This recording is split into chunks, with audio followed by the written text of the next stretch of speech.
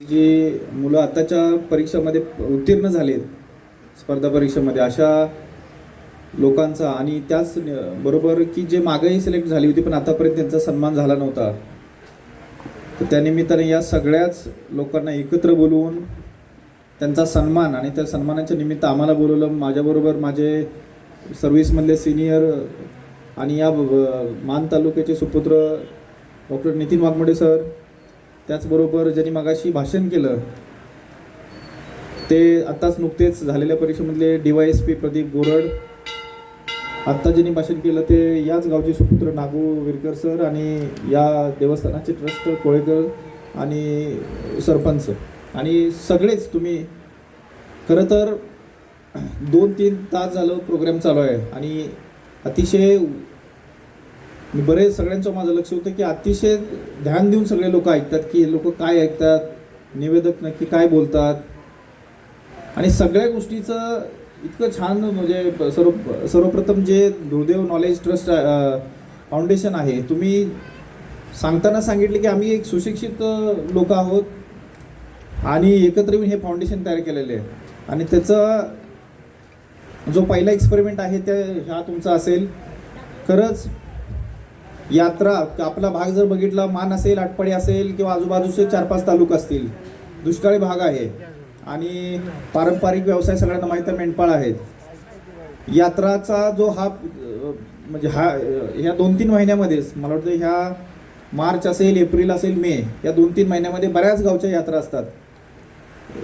काही काही गावात 1-2-3 यात्रा असतात. तर त्या यात्रेनिमित्त बरेच मंडळी जसे की जे मुंबई पुण्यामध्ये कामानिमित्त गेलेले आहेत ते मंडळी येत असतात आणि या यात्रेनिमित्त जसं 2-3-4 वर्षापूर्वी एकदा लॉकडाऊन लागलं होतं 2021ला, त्यावेळेस ही बरीच लोक जे गावाकडे नव्हते आले तेही लोक गावाकडे आले होते.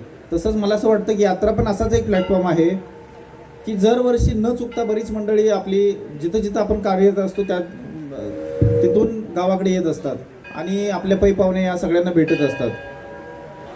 मागाच्या धरून एकच विचार माझ्या डोक्यात आला की प्रत्येक बऱ्याच गावांनी जर हा उपक्रम राबवला की आपल्या गावातली किंवा आजूबाजूच्या गावातली जी लोक मोठ्या मोठ्या पोस्टवर काम करतात, सर्व्हिसमध्ये असेल, काही लोक उद्योजक क्षेत्रात मोठे काम करत असतील, अशा लोकांना जर आणलं, त्यांना तुम्ही त्यांचा सत्कार केला आणि त्यांच्याकडून 4 गोष्टी तुमच्या गावासाठी असेल, तुमच्या युवा पिढीसाठी असेल किंवा काही निमित्तानं जर मागितल्या तर खऱ्या अर्थानं एक वेगळं परिवर्तन होऊ शकतंय.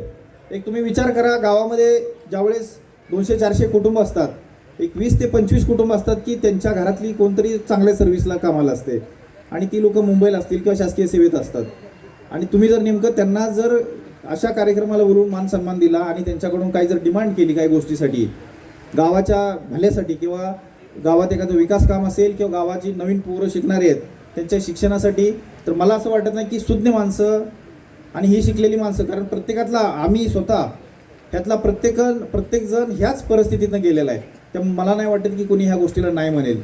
आणि खरंच आज जे ह्या धुळदेवमध्ये जी गोष्ट घडली, मी विचार करतो की आमच्याकडं म्हणजे मी अजून बघितलं नाही की ही गोष्ट अजून कुठं यात्रेनिमित्त तुम्ही अधिकारी लोकांना बोलवताय, त्यांचे सत्कार घेताय. नाहीतर आपण बघतोय अजून 2-3 दिवस यात्रा चालणार आहेत. आजचं स्वरूप हे आहे, उद्याचं परवाचं 2-3 दिवसाचं स्वरूप यात्रेच्या निमित्तानं जे असते, सांस्कृतिक कार्यक्रम असतील, बैलगाड्या, कुस्त्या, जे काय असेल ते होतंय. पण समाजाला जी खरं आता गरज आहे की समाजातला जो खालचा घटक आहे ज्यांच्यापर्यंत अजून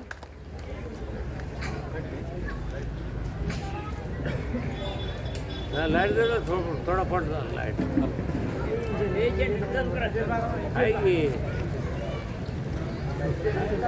इकडे आहेत बरेच लोक, त्यांच्याही मनात विचार आला असेल की आमच्याही घरात असं कोणतरी शिकलेलं पाहिजे किंवा आमची मागची पिढी आहे, माझाही नातू असेल, माझाही मुलगा असेल, तो कुठंतरी शिकला पाहिजे, वेगवेगळ्या क्षेत्रात गेला पाहिजे. तर हे जर सगळं करायचं असेल तर आपल्याला सुरुवात अशी करावी लागणार आहे.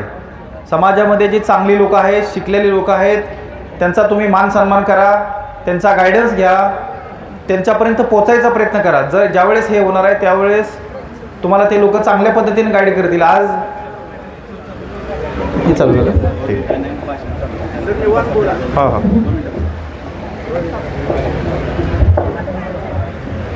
आज मानमध्ये तुम्ही बघताय 2000 2005 साली नितीन सरांचं सिलेक्शन झालं UPSCतनं. त्याच्यानंतर त्यांच्याकडे बघून बरीच लोक सिलेक्ट झाले. म्हणजे मीही माझं उदाहरण असं आहे की मी MBBS म्हणजे डॉक्टर की करत असताना सरांना जाऊन भेटलो आणि विचारलं की हे सगळे UPSC वगैरे. म्हणजे मला म्हणायचं कारण हे सगळं मी हे सांगायला लागलो की एकमेकाचं बघून ज्यावेळेस आपण अनुकरण करतोय त्यातनंच आपण सिलेक्ट होतोय. आज अलीकडच्या 2-4 वर्षामध्ये MPSCतनं असेल बरीच विद्यार्थी सिलेक्ट म्हणजे हे आपल्या लोकांचं जे प्रशासकीय सेवेत जायचं प्रमाण ते वाढत चाललेलं आहे. तर हे ज्यावेळेस होणार आहे आपली लोक जास्तीत जास्त वेगवेगळ्या ठिकाणी जाणार आहेत. त्यावेळेस खरा जो म्हणतोय की जो गॅप तयार झाला आहे, ज्यांच्याकडे आहे त्यांच्याकडे भरपूर आहे आणि ज्यांच्याकडे नाही त्यांच्याकडे काहीच नाही आहे. हा जो गॅप आहे हा जर मिटवायचा असेल तर जास्तीत जास्त ज्यांच्याकडे जे काही नाही आहे किंवा समाजातला जो खालचा थर आहे, जो आर्थिकदृष्ट्या किंवा बाकीच्या गोष्टींना मागं आहे शैक्षणिकदृष्ट्या, त्या थरावर आपल्याला सगळ्यांना काम करावं लागणार आहे.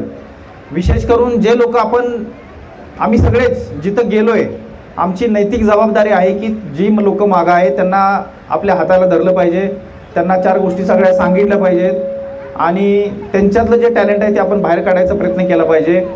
आपल्या भागामध्ये विशेष मानदेश या भागामध्ये एवढं टॅलेंट आहे तुम्हाला माहीत नसेल, पण सगळ्यात जास्त अधिकारीसुद्धा आपल्या या मान तालुक्यातले किंवा मानदेशातले आहेत. याचं कारण असं आहे की आपण बघतोय इथं दुष्काळ आहे आणि आपल्याला माहिती आहे इथं काही MIDC नाही किंवा बाकी काही दुसरा सोर्स नाही की ज्याच्यावर जगू शकतो आपण. आपल्याला पर्याय हा एकच आहे, शिका. या स्पर्धा परीक्षा खुल्ल्या आहेत. आज 7 PSI मुलं झाली सिलेक्ट. आज एका तालुक्यातनं 7 म्हणजे हा काय बारका आकडा नाही. महाराष्ट्रात तालुके किती आहेत बघा. तर ह्या खुल्या परीक्षा आहेत, प्रत्येकानं त्याचा अभ्यास केला पाहिजे. पालकांनी असेल, आज इथं बरेच वडीलधारी मंडळी आहेत, त्यांनी घरी जाऊन सांगितलं पाहिजे की शिक्षण ही खूप मोठी गोष्ट आहे. आपल्या या समाजाला मेंढपाळ व्यवसाय जो आपला मूळ व्यवसाय आहे त्यातनं सुद्धा बाहेर काढणं. मी म्हणत नाही की तो व्यवसाय सोडला नाही, पण तो आपला व्यवसाय. आज माझे आईवडील मेंढपाळ होते, पण तो व्यवसाय ज्या पद्धतीनं ज्या आपल्या मेंढपाळांना जो त्रास होतोय त्याचा वेगळ्या फॉर्ममध्ये पण करू शकतात की उन्हाळ्याच्या 6 महिन्यामध्ये आपली मेंढपाळ कुठं म्हणजे 2-4 जिल्हे ओलटून जायची काही गरज नाही आहे. मेंढपाळ करा तुम्ही वेगळ्या पद्धतीने करा, पण हे हे सगळं कधी घडणार आहे ज्यावेळेस समाजामध्ये शिक्षित वर्ग तयार होईल आणि ह्या सगळ्या गोष्टीवर विचार करेल. त्या वेळेस समाजातले जे प्रॉब्लेम आहेत त्या प्रॉब्लेमवरचं निरसन होईल. तर या यात्रेनिमित्त मी जसं मगाशी म्हटलं की दुर्दैव तुमचं फाउंडेशन आहे, सुरुवात फार चांगली केलेली आहे तुम्ही आणि तुमचंच हे फाउंडेशन बघून अजून बऱ्याच ठिकाणी या भागामध्ये अशी फाउंडेशन उभे राहावेत. जे तरुण मागं आहेत, काही कारणास्तव ज्या तरुणांचा टाईम बार झालेला आहे की ते आता प्रशासकीय परीक्षा किंवा बाकीच्या काही कुठल्या ह्याच्या स्पर्धा परीक्षा देऊ शकत नाहीत, पण तुम्ही एकत्र आला, एकत्र येऊन एखादा चांगला व्यवसाय सुरुवात करा. तुम्हाला बऱ्याच वेळा मला माहिती आहे की ग्रामीण भागामध्ये एखादा व्यवसाय सुरू करायचा आहे, एखादा काहीतरी सुरुवात करायची पण तुमच्याकडे पैसे नसतात. उदाहरणार्थ 4 शेळ्या जरी घ्यायचे म्हटले तरी 10-20 हजार रुपये सुद्धा नसतात. खरी परिस्थिती आहे. पण तेच तुम्ही जर 4-5 लोक एकत्र आला, सगळ्यांनी जर मिळून काही जरी केलं तर नक्कीच एक वेगळं त्याला म्हणजे नक्कीच तुम्ही त्यात यशस्वी व्हाल.